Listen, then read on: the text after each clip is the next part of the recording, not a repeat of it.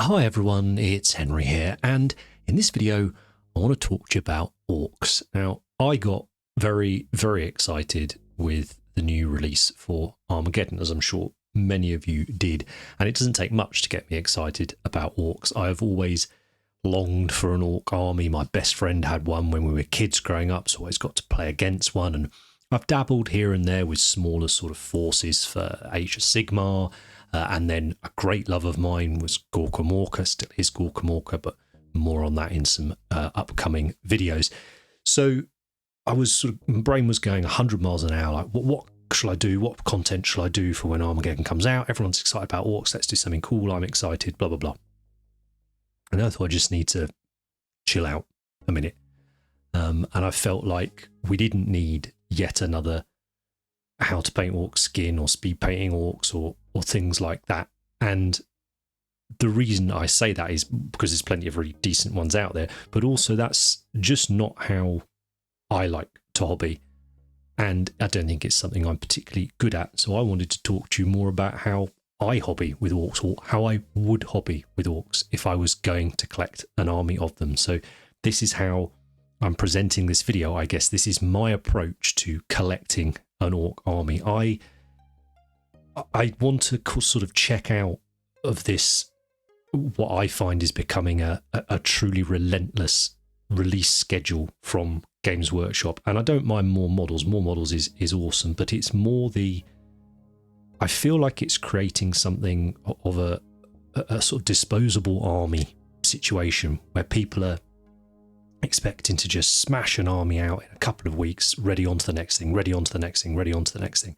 And I can't do that. I don't know about other people. And perhaps this is more of a discussion for over on the podcast, but I thought I'd take the opportunity in this video to talk about it a little bit and yeah, listen to your guys' opinions down in the comments. I hope you'll tell me. So this is no slight on people who do lots of gaming and speed painting and all the rest of it. This is just my point of view. And yeah, I don't want to engage with this disposable army idea. If I love an army and I want to paint it, I love the models. Why would I want to rush painting these minis? And I understand it. If you want to play loads of games with painting miniatures, then that you don't really have many options. But for me, I was like, well, how about, let's say I wanted to play 40k. Okay, well, let's dedicate an entire season of 40k, whatever that is now, 3 years, or whatever the cycle is, and say, okay, for this edition, I'm going to play orcs. Or maybe it's longer than that. Maybe you just say, no, I am going to collect an orc army. And that's how I would be approaching it. I would be like, it's going to go on my shelf. I would love to play games with it, and maybe I will. But evidence suggests otherwise. So it needs to be something that you love and can look at the shelf. And that would affect the way in which it is built. So you're not worrying about hitting certain, X amount of troops and HQs and all of that. You're just collecting and building this army as to what you picture this army as being like. And for me, growing up, my Orc Codex was this 2nd edition one. I had Ere We Go as my first big Warhammer book, and they were as much about sort of world building and telling you all about the Orc clans as they were about building lists from them and that side of it. So yeah, this is how would I sort of sit there and go, okay, all I'm going to do is paint orcs. How can I make that a rewarding thing where I'm not going to, where I want to keep momentum going on it. So I want to have lots and lots of little points of completion where I'm getting that positive sort of feedback loop. And I will always, or nearly always, paint with armies in mind, because that's what I love to see. So I'm not talking about painting a display level set of miniatures here. This is miniatures that are painted with the intentions of gaming with them, even though they may well not be. But speed is not by any means the primary driver for how to paint them. And I think, as I've said lots of times over on the podcast, it starts for me with the core troops of an army. If you can love your core troop kit, you are 9/10 of the way there, I think, into falling in love with your army and seeing it through, because all of a sudden nothing is a chore. And there will inevitably be challenges, and there'll be times where you do just have to sit down and paint all the brown leather or whatever across a mob of boys or whatever. But every single one of those boys models, if you love them, then you're having the best hobby ever. This is exactly what you want. And I think back to when I was a kid, You know, I had several fully painted armies as a kid. There wasn't this constant, you know, sort of gold fishing or squirreling, you know, between different projects and all of that. And there's many other reasons for that. You know, it was a long time ago and social media and so on and so forth. But fundamentally, it was because you loved it, or I loved every single model I was painting for those armies and the story that I was able to tell with them. So I thought for this, we'd look at it to begin with that core troop, the Humble Boys kit. So as I mentioned, I am never particularly far from threatening to start some sort of Ork project, and consequently have accrued quite a few sprues over the years, including that one there, which is not an Ork sprue. It was in fact a Nurgle sprue I'd been looking for months and months. Somehow it had made it into the Ork collection. But I was really intrigued to see how the generations of the kits stacked up next to each other. It's always a bugbear of mine about having a cohesive look to an army, and I think Orks actually are one of the ones you can get away with a bit more variety in, simply because it's such a sort of sprawling society of you know, more mushrooms. But you know, I'm not talking about 20 to plus year old kits, but certainly the ones over the last sort of 5-10 years. You know, what was the deal with them? What were the differences?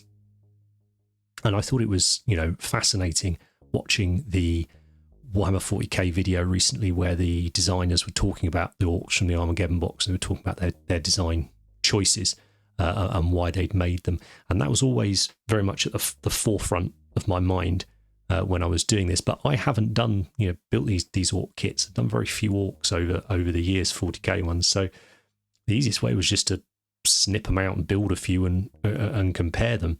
And one thing they mentioned in the redesign, as it were, the Orks have got, was they wanted the most dangerous thing about the Ork to be the Ork itself. And one of the ways they could help to show this was to slightly rescale the weapons the Orks had. So the choppers, the sluggers, the shooters, and things like that. So if we look at the chap on the right here, this is your newest Armageddon boy. The chap on the left is that previous generation of single sort of monopose, not monopose, but, you know, let's just call it the easy builds. I know they weren't, but for the sake of argument. And you can see it's quite different. I think the body of the Orks, I think the faces, I think they work absolutely fine together in a mob.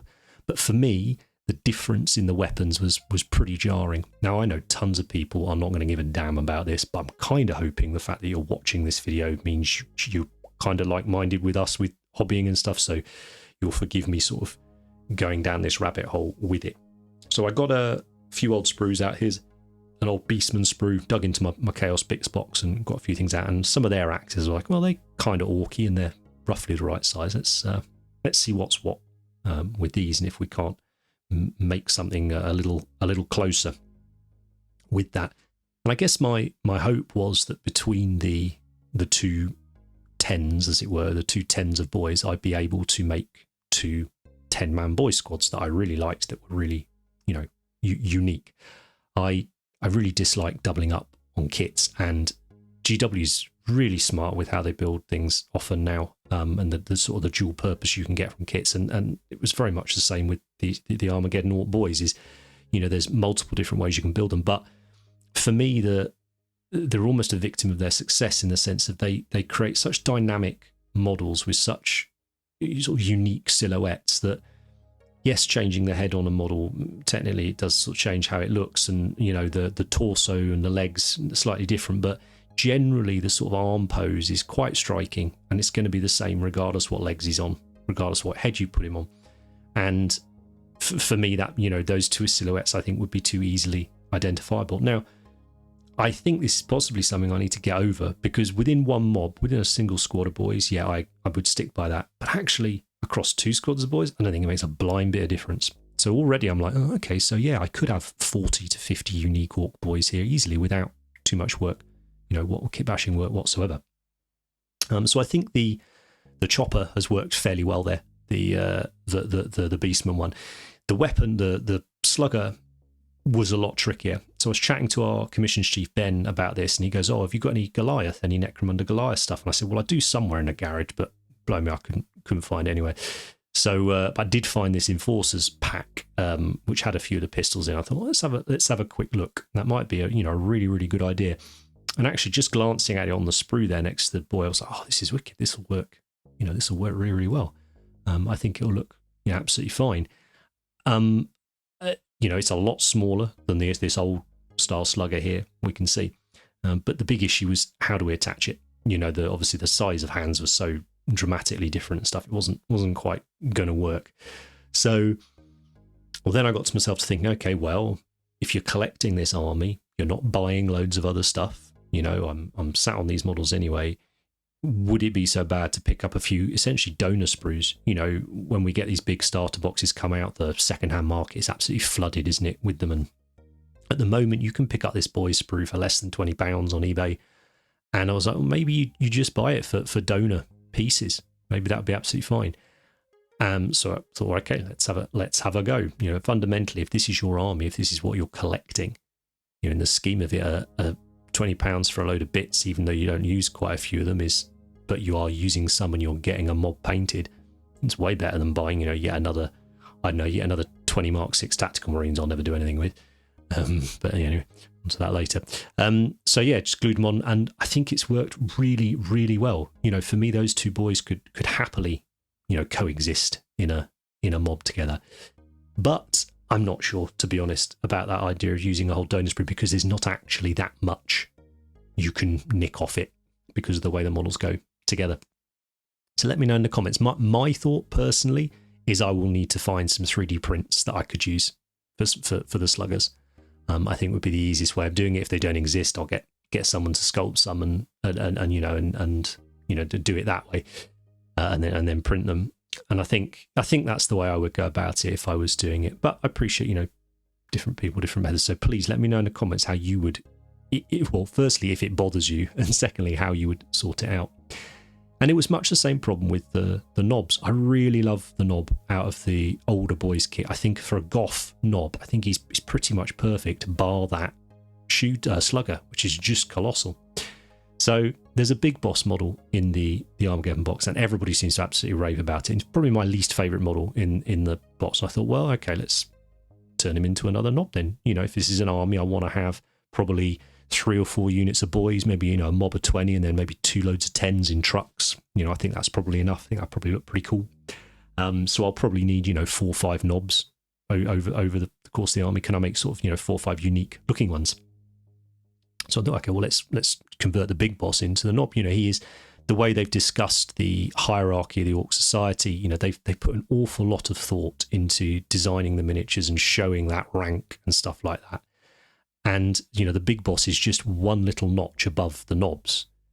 And I was like, okay, well, what can we do to take him back down that notch? So I popped a knobs back banner on him for starters, changed the power axe to just a big chopper here, and then trimmed down his shoulder pads so they weren't quite as fancy. And in my head, I was looking at him now and I'm like, oh, he's just a bad moon knob. He can be a tiny bit flashier. He's got his bionic eye or something like that, but really he's not that much more special than the other knobs.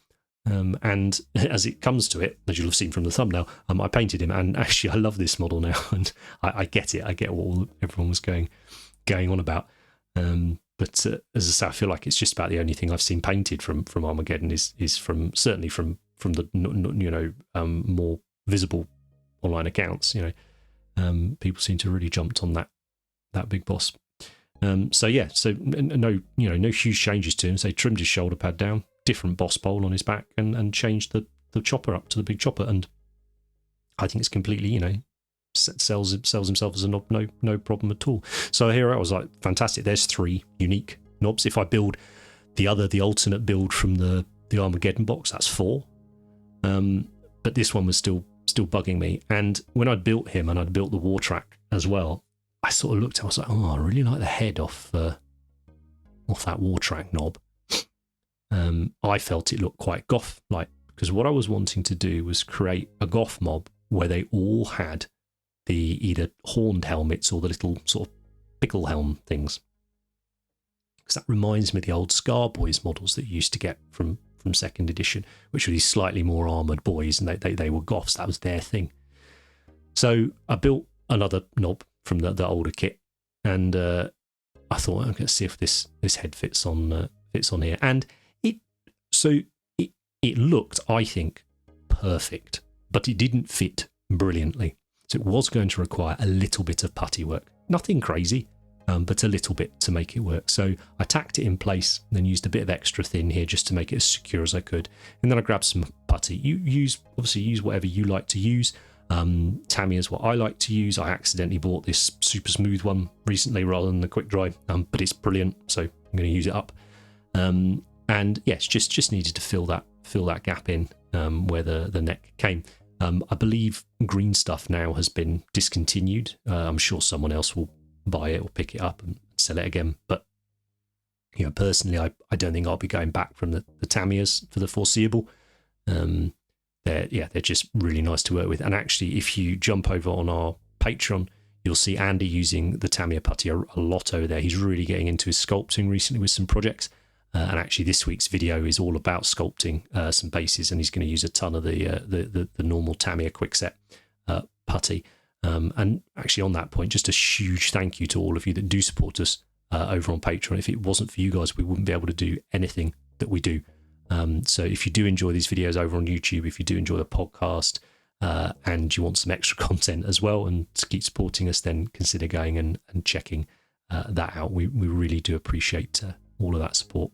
And all I'm doing here is just using a clay shaper tool, which is it's basically like a rubber on the end, so it's nice and gentle, and just smush it in. Fantastic. It's not meant to sound arrogant. It's really easy to do. That's what I mean by it. So then I was like, okay, well, what do we do for his weapons? Now they mentioned that they took the sort of chain weaponry away from the normal Ork boys, and it was the knobs that were using like chain weapons. It was a good way of signifying that they were a little bit better. So I thought I'd try one of the chain weapons off the old boys. Looked far too weedy. That wasn't going to work at all. And then I thought, well, the power claw looks awesome as his left arm. And I was like, is there any real reason I can't just turn it upside down and use it as a right arm? And I was comfortably able to convince myself that this was absolutely fine. So there. I don't want to hear about it in the comments if you disagree.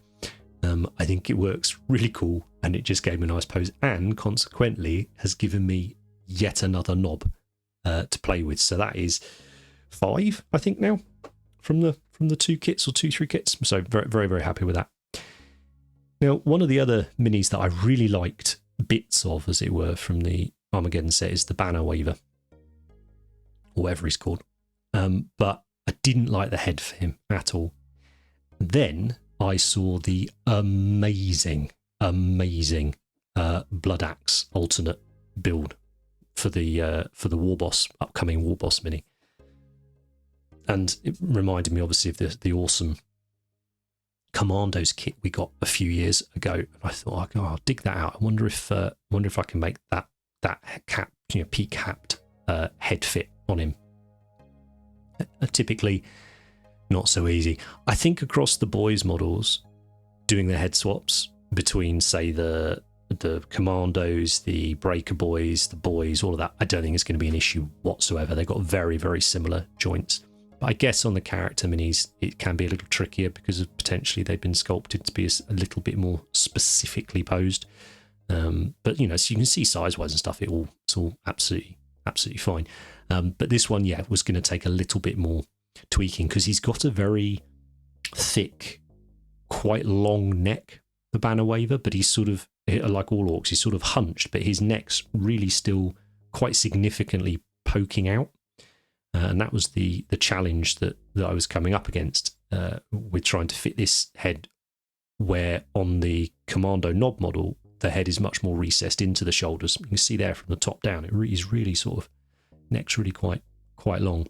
So I got out the old rotary tool and I just started shaving away the plastic, really. I was like, well, if you're going to give me a huge neck, I will make it smaller. So I tried to increase the recess so that I could just sort of slip the head in there, sit it in there. I really wanted to see if I could do this without using putty. Not that I don't like using putty, I just like the challenge. Plastic kits and plastic glue are so fun to work with. With a bit of judicious chipping and snipping rather, and this, that, and the other, and then a bit of glue, a bit of squeezing. You can get away with no putty at all, I think, an awful lot of the time. But you see there, so I've sorted out that depth problem at the top of the neck. It was still an issue coming around the side. And you can see as how the head is sculpted here. It's got quite a significant sort of almost L-shaped, join cut into it. So okay, well, let's try and replicate that a little bit more on the commando knob's head. And again, all of this may seem like a lot of extra work and all the rest of it, but if this is your project, if there is no stress on getting it done for a game next week because you want to collect an army for a different system, and by collect you mean buy loads of plastic and not get it painted, and this is all talking about me here, not about anyone else here, what's the point? So take the time. I can take the time, I can enjoy it. None of this is wasted, none of this is inefficient, because ultimately it's all really enjoyable, it's all hobby, it's all relaxing. And particularly with your character models, like these are the ones, right? These are the ones I'm going to enjoy telling those stories with and being more creative with. I've been reading the last few weeks the Gazgul novel, Prophet of the West. I'm thoroughly enjoying it, and it's giving them just that right level of character that I like from the Orks. They're not comic relief, but they are hilarious, and savage and awful, and yeah, just brilliant. So you see here, it's pretty happy now with that fit, but we still had this slightly unusual join of the neck. So last visit in here with the tool, got that. It's a very small burr piece on the end of it. And got it on a nice low speed, so it's not melting the plastic. And I'm just touching it very, very gently, just shaving off tiny amounts at a time. And just essentially just blending that neck in. So just taking a little bit off it at a time, shaving it down until it sort of looked right. And then when I was happy with that, use some Tamiya extra thin just to melt and smooth any of that little sort of burred up bits of plastic. And we were laughing. And just a ton of fun. I guess it took 15 minutes maybe in total. Certainly that's, if you manage to snatch a little hobby session in the evening after work, you could get this guy done. And look at the character in him just from that head swap. We turned him into this blood axe lad. What's the story behind him? Is he a really faithful lieutenant, or is he, has he got his eyes on the prize? The stories we'd be able to tell with that model, and therefore the drive to get him painted, all of that. Yeah, just love it. So we'll have a look at a few of the bits that we discovered from it. So yeah, the various builds with the knobs and all that went pretty well. As I said, I can't imagine me needing any more than that, but certainly they were good fun to do and characterful pieces, right? And then, as I said, the goal to make different Ork Boys mobs from the kit. So these were all the ones I managed to get together that I felt looked most goth-like and more sort of Scar Boys like. And since I started the video, they then did their reveal show where they showed that they're going to be bringing out a handful more of these boys in one of the sets.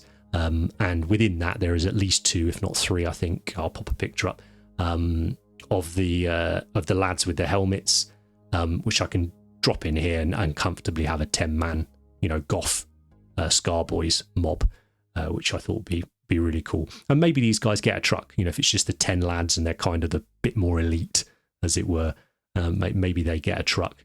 But you still want, or I would still want, a good mob of 20 boys there. So then it was a case of looking for the sort of more normal lads. And in my head, I was thinking of the different clans. I think I'd do them Bad Moons. That's another classic, big hitter. So this was the lads that didn't have the helmets. And, there's a lot more in this one where I would need to go and change those weapons. I haven't bothered because, I say, this was an exercise, not an actual, thing. But, I would need to find a solution to those weapons. So I think it's probably 3D printing them. But once that would be sorted, I'd be more than happy to mix these 2 kits together. And I think you end up with a brilliantly sort of dynamic and varied army with very little work. Also love the size of the knobs. I think they've got it absolutely bang on. It just looks proper gnarly, that unit. So yeah, those were my adventures with the kit bashing of them. And I thought it'd be remiss really to do a video on Orks without at least touching on how I would approach doing things like the skin and so on. So let's paint.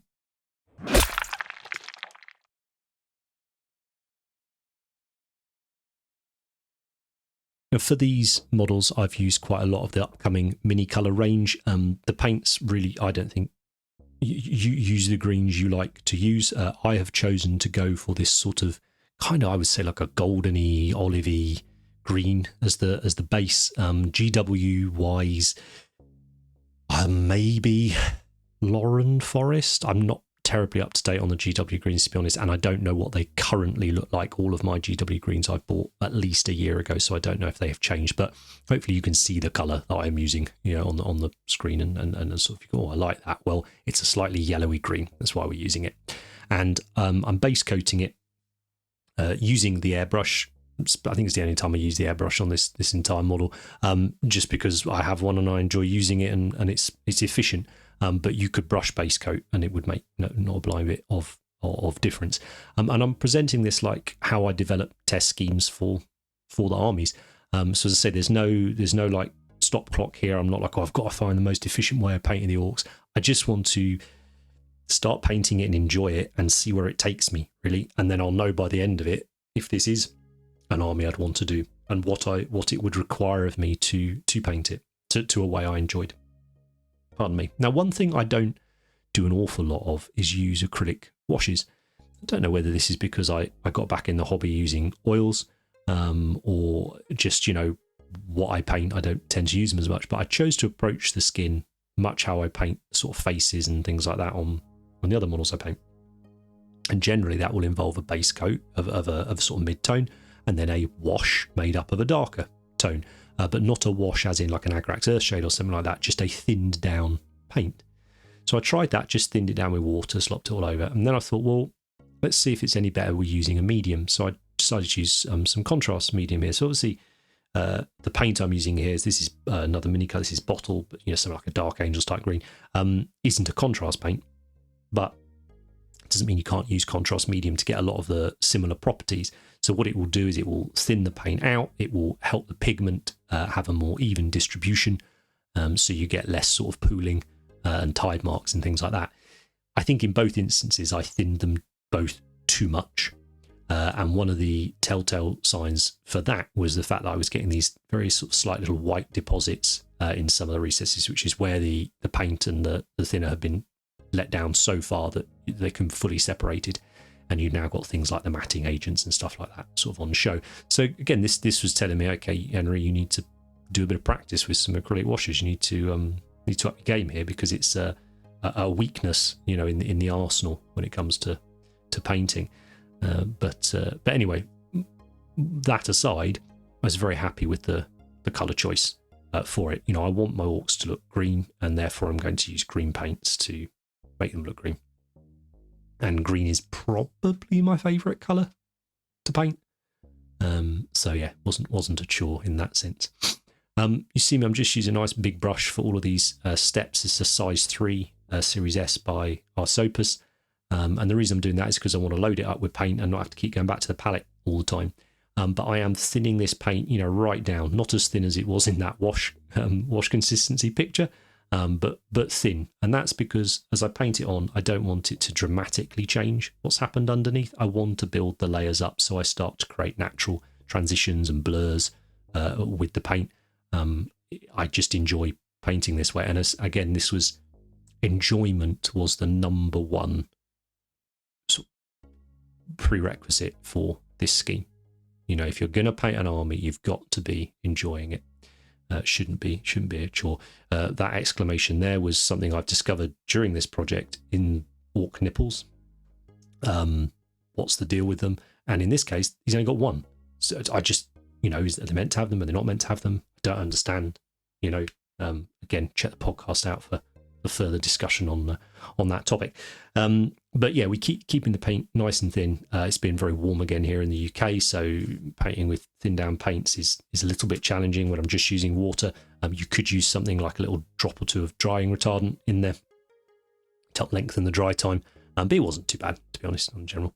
And when it comes to sort of painting, where I'm painting or where I'm choosing to highlight here, I'm just thinking about, if the light's coming from above and it's hitting the thing, where is that going to hit? And reference pictures are great, for that if you're not sure. I would always suggest using, photos, real life photos, if you can find them, rather than someone else's painted thing. But if you can't, then box art, something like that, or a style in which you like. It's all good good examples, aren't they? But yeah, it's just really a case of just sort of settling in and going. And one of the things about using the pretty thin down paint is that I can. Oh, there's a picture I was on about.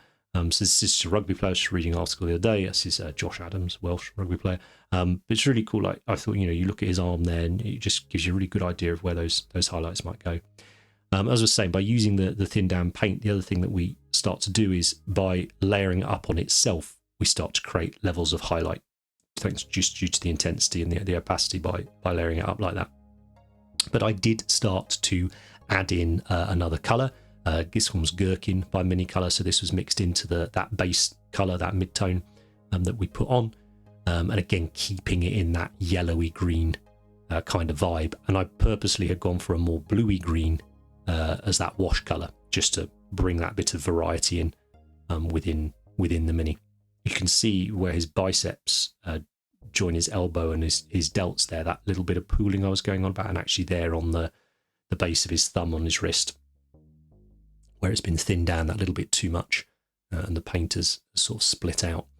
So here we say I've added in the gherkin, and just working through and building it up. And I'm not trying to get perfect blends. I'm not worrying if I get the odd brushstroke where it shouldn't go. I'm trying to be careful, but I'm just enjoying it. I've got the music on, thinking about the Gazgul book, think about these stories. Who's this knob here? What's his mobber boys like? What are they going to be like? Oh, these are the ones I'm going to finish first. Maybe I can have a sort of, couple of 100-point game with them, my buddy Dan or whatever, and start to tell their story and build it. So you can see the guy on the right, he's had that extra highlight versus the guy on the left. You see whilst it's not hugely changing the colour, we're starting to get him more and more defined.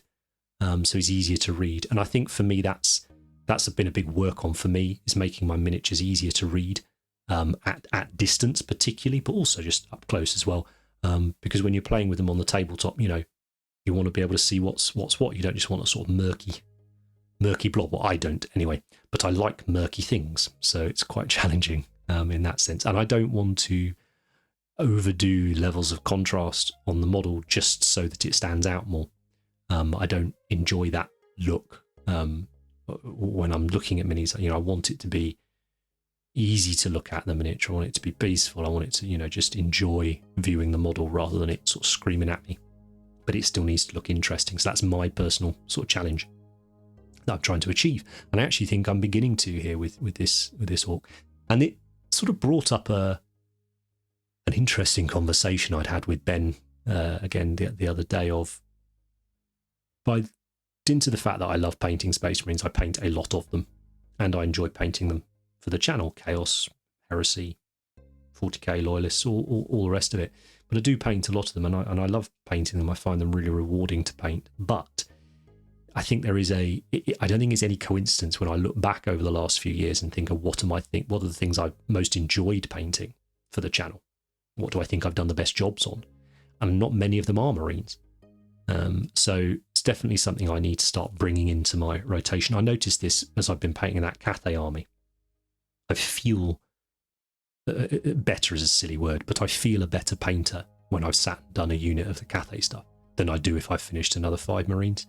Maybe that's just because I painted thousands of Marines and kind of capped out. But yeah, it did spark something in my mind about that. But we'll see. So here you see, we're just adding more and more of the mix in until we're working up to more as that pure gherkin, and I'm just covering a smaller area each time as I'm doing it. I don't know how long this took, but at no point was it stressful. At no point did I want to stop. So I would consider that successful. It's a great sculpt, isn't it? I really wasn't sure about this Big Boss initially, but I think it's an absolute triumph. I'm very excited to see or if we get more new Ork stuff. I'm very excited to see what they do with it, because I think it's very, very characterful indeed. Now I'm going back in with that wash colour, and this time a similar consistency is what I've been painting the rest of it with. You can see I've not got too much on my brush there, so I've loaded my brush up on my wet palette and then touched it off on a piece of tissue paper, so there's not loads on there. And I'm just going in and just redefining a few of the shadows. Initially I was like, oh, just do the face. And I was like, oh no, just do the face and the hands. And I was like, why be arbitrary about it? I will do the bits I think need doing. And I'm fairly sure as the paint job goes on, and this became true, that I will naturally choose to focus on a couple of areas to draw the eye, and worry far less about others. I don't want to be starting off with a kind of starting off with a plan's the wrong way of saying it, but I don't want to be limiting myself to paint a certain way if I'm enjoying painting in a different one. Let's just go with it and see what happens. So yeah, I think they're looking pretty cool. And it was at this point I was like, probably need to consider this as being enough for the skin for now. Partly because, I was considering this with army painting in mind. It's all well and good saying it's enjoyable, but if it takes me a month to paint one orc, then I won't have an army before I'm dead. But I thought we'll just have a couple more things to it. So my absolute crux at the minute, reddish flesh. This is what I do with all skin colour, regardless of what it is. And I was like, well, got to stick by that. So I'm just spraying this from directly underneath through the airbrush.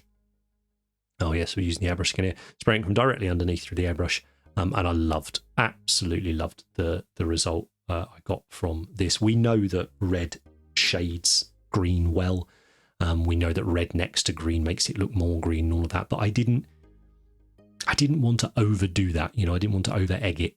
I didn't want to start it from a red base, and I have done that for Orks before and it looks great, but I didn't want that approach with these. But I felt like for all of 15-20 seconds, the difference it made was night and day for me in the hand particularly. So I went with that, and I think in the end I did two to three thin down coats of this. I've just used Vallejo airbrush thinner with it, but as I say, I thinned it a little. I would rather do 2 or 3 shots rather than just one when I'm doing things like this. Just gives you that little bit more control over the strength of whatever it is you're applying. But you can see, particularly on sort of areas like the elbows, stuff like that, I really, really like how it looks. So we compare the guy on the left, guy on the right, night and day, wonderful. Very, very happy. And at this point, I was like, yeah, see how I managed to ruin this paint job, because I'd really enjoyed it so far. Great sculpts. And I think they live really well next to each other, even though they're different generations. I think those two are fine. So with the shading and stuff done, I was like, well, let's have one more highlight up around the face. The lips, the nose, the ears, that sort of thing. So I wanted to add sort of not a neutral highlight here, but a more sort of Caucasian flesh, pinky flesh coloured highlight rather than just keeping going towards yellow. I feel it makes it look a little bit more natural as a 8 foot tall sentient murderous sentient fungus can be. But I just preferred this to the super yellow. I had done a grot actually as well, where I'd used, if I remember, I'll put a picture in, but where I had gone more for the yellow highlight, so I'd mixed in like an ice yellow colour, a lemony yellow colour. Sorry if that's the chair creaking, it's getting very warm in here. But yeah, I preferred this slightly more naturalistic one. But I wanted to leave it there until I'd got a bit more of the model done to basically tell me, do I need to do more on the skin, or actually was this plenty? And as you can see here, once I've got a load more stuff done on him, I felt like the skin looked bloody good. I didn't think it needed much more work. So one thing I really wasn't sure on was the lips. Now, I was like, do I go for a green colour? Do I do the pink thing that we see, or do I just leave it as is? And I quite liked that slight pinky lip thing, but I didn't want him to look like he's, was going to a Kiss concert, or well, that would be black and white, wouldn't it? Didn't want to look like I was going to Rocky Horror Picture Show, something like that. So I grabbed Magos Purple, I tried it, and thank goodness, I thought it looked really, really decent. And that was it for the skin. So the skin, I think, being the major part of the orc, and one of the reasons I chose to do this knob next to this one, was to make sure I did a bit more skin work. But I guess the other identifying thing on them is going to be the armour. And say one of these I was going to do was Bad Moons, and this lad here was going to be a goth. So it's just trying to decide, okay, what am I going to paint where? I really wanted the tone of these to be quite gritty, quite, I guess, grimdark, or my interpretation of a grimdark look. I didn't want them to be overly sort of gaudy and comical and all the rest of it. But I also, as I say, I was just trying to enjoy the processes. So for the yellow armour on the Bad Moons, I've chosen to work up from a kind of chocolatey brown colour, choose something like Rhinox hide, nice sort of warm brown colour. And then I'm working up to a more sort of russet colour here, like something like Doomball maybe would be good for this from GW, or Mornfang brown. Something like that would probably look good for this. And I'm just building it up using tons and tons of scratches. And again, the consistency very, very similar to what I've used on the skin, so that we can layer it up without creating any sort of physical texture on the model. But we also start to create these interesting transitions of colour, these areas that are more intense than others, and therefore we can create light and shade by doing it. But also, to me, it helps tell the story of that armour, that it's not pristine, that this is a lived-in warlike creature, lived in armour. It's all battered and all the rest of it. Because painting in this way, I'd done something similar on a War Machine model a few months back, and I'd really enjoyed it. Partly because I'd enjoyed the process itself. It was just an enjoyable thing to do, to make all the marks on the mini. But also I really liked the finished result, because I didn't do any chipping or anything after this stage, yet it still, in my mind, looked sort of battle damaged and weathered and all the rest of it. And I thought, well, if we are army painting, that's a whole stage you haven't got to do to help, with time and stuff. But also it's just broadening that skill set and helping to tell the story I want to tell with these miniatures. And again, that will always be for me the primary goal of painting the minis, is to get the stories in my head out onto a physical miniature. I can't draw, I can't paint 2D and stuff like that, but I can colour things in fairly well.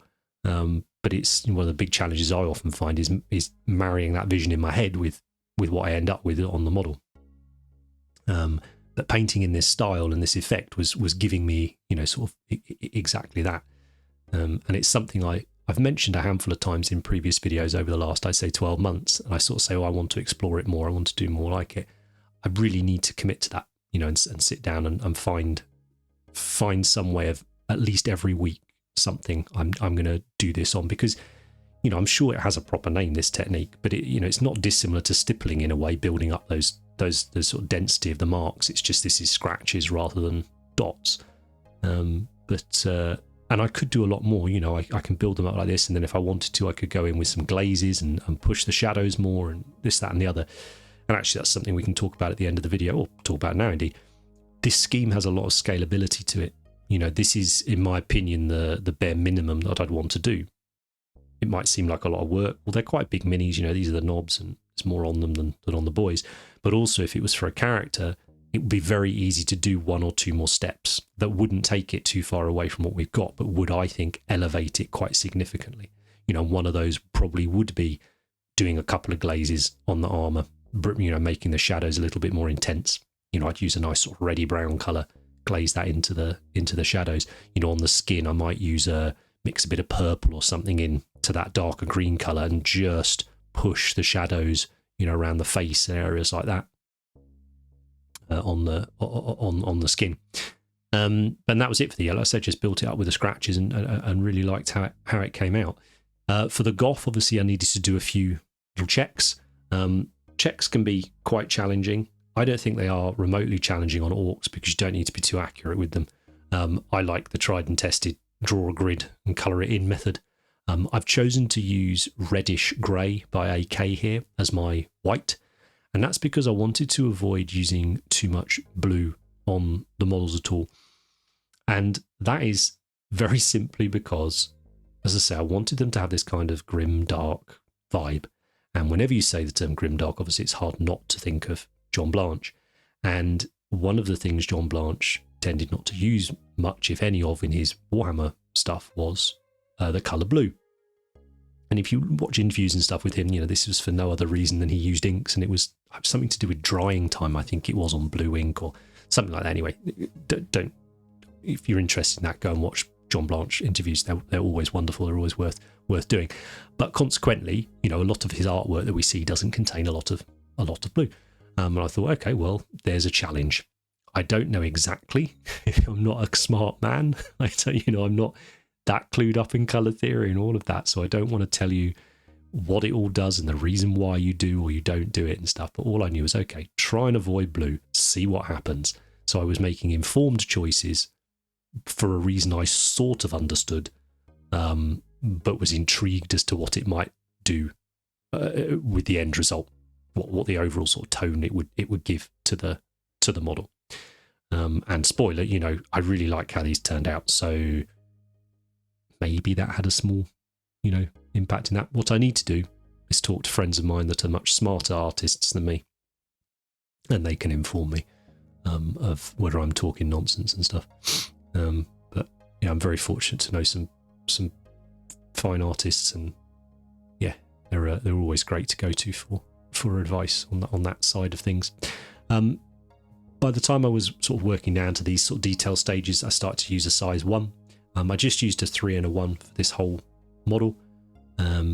It was more than enough. They had a good point on them. They held lots of paint, and I always find that's the most sort of important thing.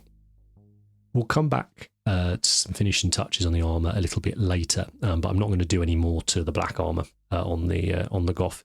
But he did have this really cool sort of biker jacket on, and a while ago I did a Leagues of Votan Hernkin Jaeger model, and I did a leather jacket on him, and it was sponged, and I really, really liked how it came out. So I thought, well, I might do a similar thing here. So I've just gone over black. I then used Rhinox hide, so that chocolatey brown colour, and then I used Steel Legion drab to highlight it with. So quite a big step between those two colours, but just a little bit of sponging, and I love the effect. I think it's really, really effective for very, very little work.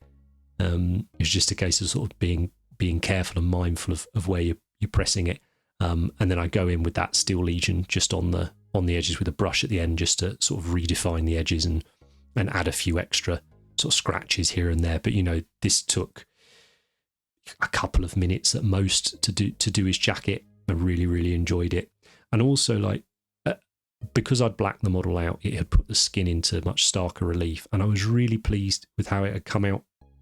Certainly for the amount of work it had taken, I thought it looked really nice, and I wanted it to be the focal point of the model.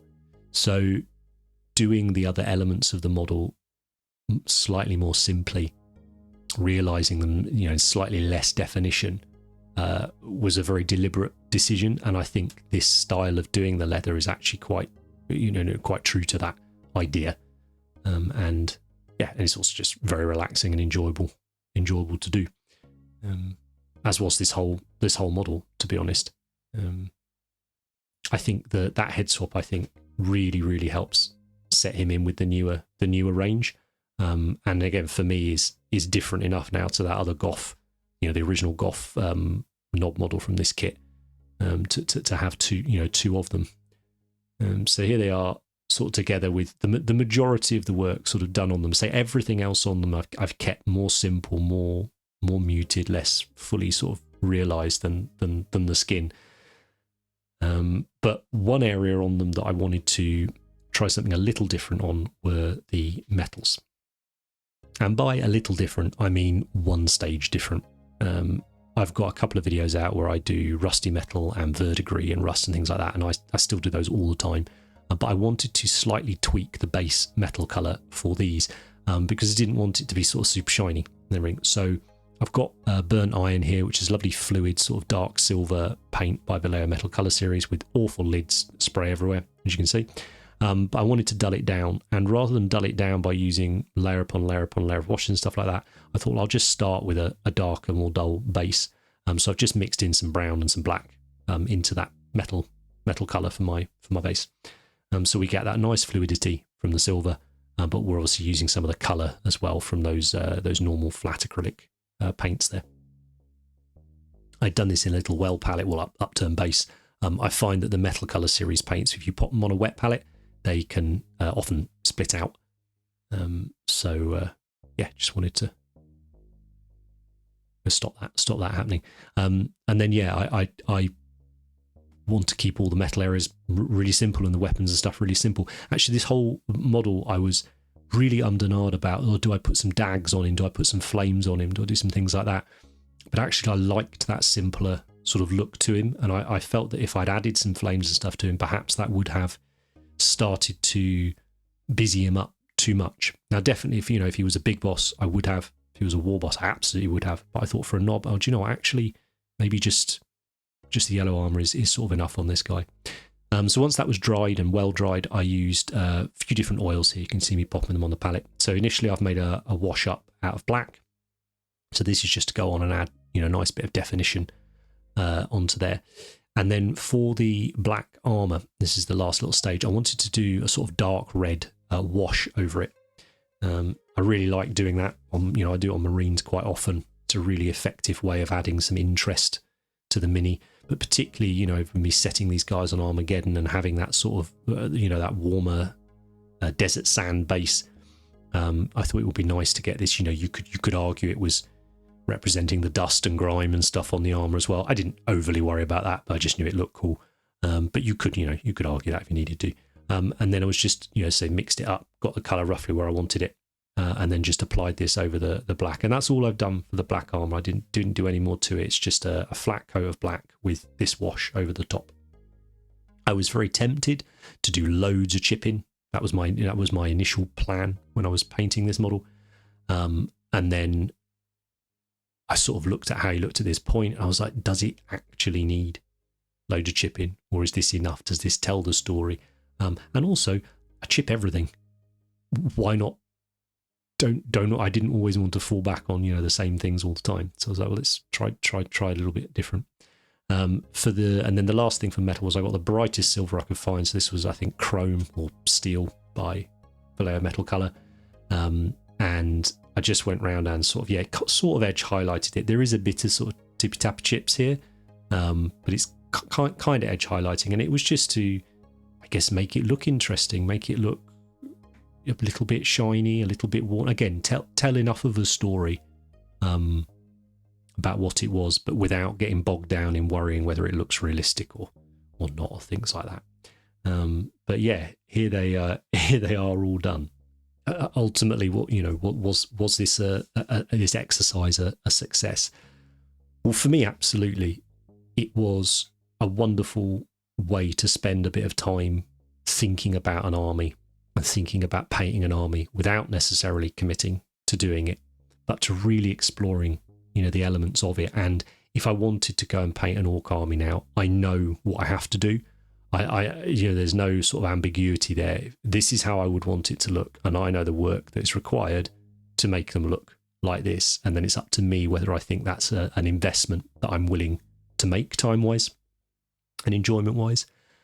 Having just finished them, like hand on heart, I'm super excited. I'm all frothy about them. All I want to do is paint orcs, blah, blah, blah, blah, blah, blah. But I get like that about an awful lot of different armies. I love this setting. I love most of the miniatures for this setting. It's not hard to get excited. And actually, having done it, I feel more inclined to perhaps grab a few of those armies, Sisters of Battle, Imperial Guard, Inquisition, Chaos, and do a similar exercise with them. And then perhaps at the end of it go, okay, this is where to go. But I say it's all been about getting away from this idea of a disposable army, getting away from finishing it as quickly as you can. It's about enjoying the process. It's about, it's all my perspective. I'm not telling anyone how to do their hobby. But this is me trying to figure out where I'm at in my life at the moment. How can I enjoy engaging with 40k as a hobby?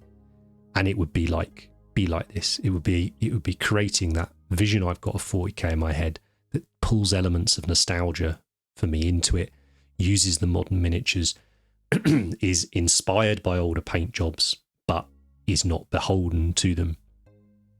and something where every time I'm sitting down at the desk to do a little bit of personal hobby, it's enjoyable, it's relaxing, it's allowing me to daydream and think about other stuff, and hopefully be a better painter for that, but also have something that I can be really, really proud of at the end of it. So I hope you guys have enjoyed this slightly different sort of style of video. Please let me know down in the comments if you have, because I would love to do more of them. I would, in fact, love to do this whole thing for Ork vehicles when the truck comes out, if you like it. Maybe you do, maybe you don't. I need to know in the comments if you do. If enough of you like it, we'll do one for the Ork vehicles when that comes out. But that, I guess, yeah, is my opinion and approach to painting and collecting an Ork army for Warhammer 40k. So if you've got any questions about anything I've done in the video, please let me know down in the comments and I will get back to you as soon as I can. Thank you ever so much for all of your support. Take care, and I'll see you next time. If you like any of the models that you've seen in this video, but you don't have the time or the wherewithal to do them yourselves, then consider giving Ben an email at commissions@cultofpaint.com. Maybe he can help you out.